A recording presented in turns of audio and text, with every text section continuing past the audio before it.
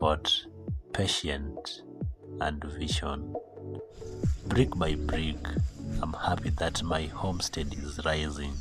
I'm not just building a home, I'm happy because I'm building a life.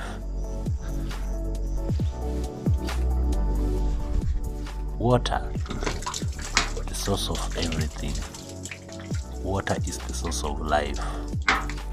One of the greatest challenges that I'm facing right now, because I have to go to my neighbors to fetch water. And very soon, water is going to be my greatest victory. This borehole is more than a project to me. It is a hope to my family. Hope for sustainability, for independence. And I tell you out here, every drop matters and every effort counts.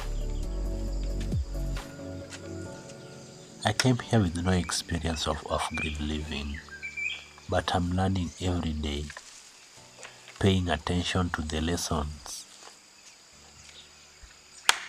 Failure is no longer something I fear.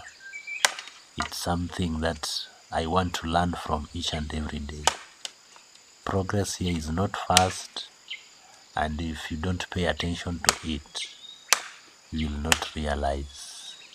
But I tell you, the progress here is real. As the sun begins to set, the village slows even more.